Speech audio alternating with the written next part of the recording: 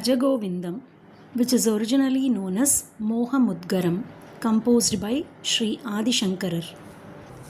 Bhajagovindam, Govindam bhajamudhamate, samprapte sannihite kale, nahi rakshati dukkrunkarane. मूढजहीहि धनागमतृष्णां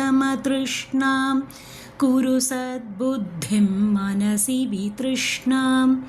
यल्लभसे निजकर्मोपात्तं वित्तं तेन विनोदय चित्तम् नारीस्तनभरनाभीदेशं दृष्ट्वा मागामोहावेशं ये तन्मांसवसादिविकारं मनसि विचिन्तय वारं वारं नलिनीदलगतजलमतितरलं तद्वज्जीवितमतिशयचपलं विद्धि व्याध्यभिमानग्रस्तं लोकं शोकहतं च समस्तम् यावद्वित्तोपार्जनसक्तः तावन्निजपरिवारो रक्तः पश्चाज्जीवति जर्जरदेहे वार्तां कोऽपि न पृच्छति गेहे यावत् पवनो निवसति देहे तावत् पृच्छति कुशलं गेहे गतवति वायौ देहापाये भार्या बिभ्यति तस्मिन् काये बालस्तावत् क्रीडासक्तः तरुणस्तावत् तरुणीसक्तः वृद्धस्तावच्चिन्तासक्तः परमे ब्रह्मणि कोऽपि न सक्तः काते कान्ता कस्ते पुत्रः संसारोऽयमतीव विचित्रः कस्य त्वं कः कुत आयातः तत्त्वं चिन्तय तदिह भ्रातः सत्सङ्गत्वे निस्सङ्गत्वं निस्सङ्गत्वे निर्मोहत्वं निर्मोहत्वे निश्चलतत्त्वं निश्चलतत्त्वे जीवन्मुक्तिः वयसि गते कः कामविकारः शुष्के नीरे कः कासारः क्षीणे वित्ते कः परिवारः ज्ञाते तत्त्वे कः संसारः मा कुरु धनजनयौवनगर्वं हरति निमेषात् कालः सर्वं मायामयमिदमखिलं बुद्ध्वा ब्रह्मपदं त्वं प्रविश विदित्वा दिनयामिन्यौ सायं प्रातः शिशिरवसन्तौ पुनरायातः कालः क्रीडति गच्छत्यायुः तदपि न मुञ्चत्याशावायुः काते कान्ता धनगतचिन्ता वातुल किं तव नास्ति नियन्ता त्रिजगति सज्जनसङ्गतिरेका भवति भवार्णवतरणे नौका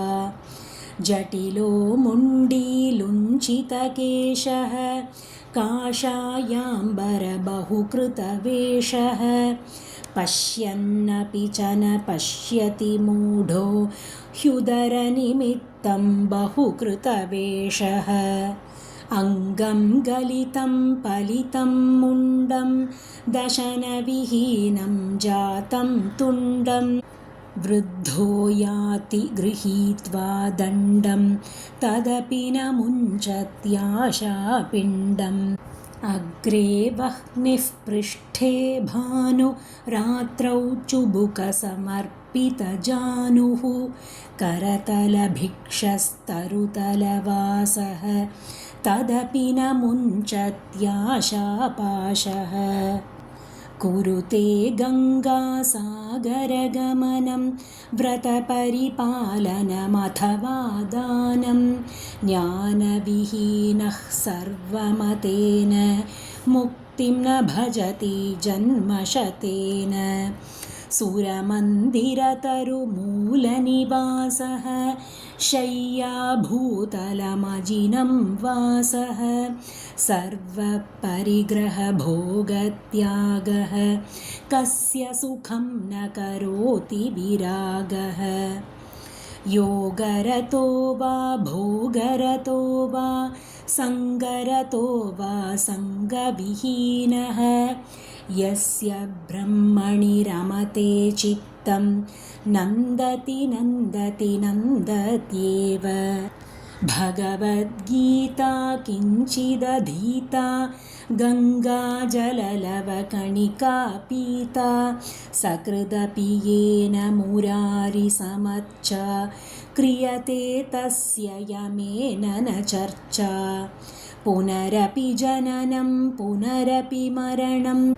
पुनरपि जननी जठरे शयनम् इह संसारे बहुदुस्तारे कृपया पारे पाहि मुरारे रथ्याचर्पटविरचितकन्थः पुण्यविवर्जितपन्थः योगी योगनियोजितचित्तो रमते बालोन्मत्तवदेव कस्त्वं कोऽहं कुत आयातः कामे जननी को मे तातः इति परिभावय सर्वमसारं विश्वं त्यक्त्वा स्वप्नविचारं त्वयि मयि चान्यत्रैको विष्णुः व्यर्थं कुप्यसि मय्यसहिष्णुः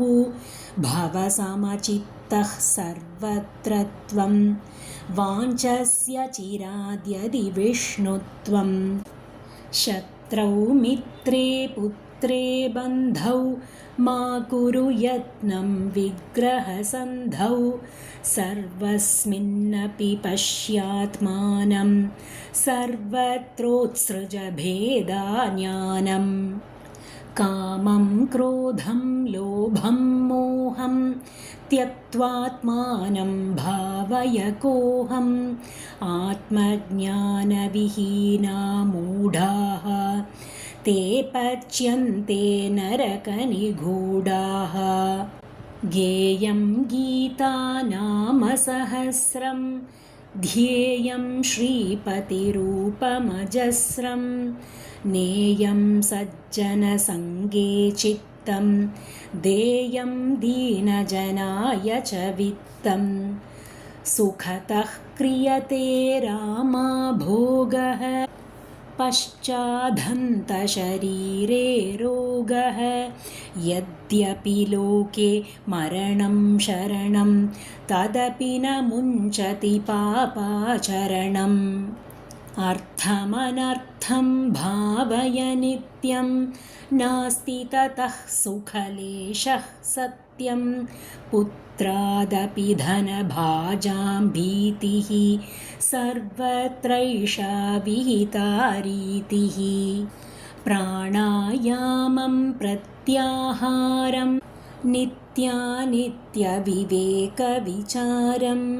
जाप्यसमेतसमाधिविधानं कुर्ववधानं महदवधानं गुरुचरणाम्बुजनिर्भरभक्तः संसाराधचिराद्भवमुक्तः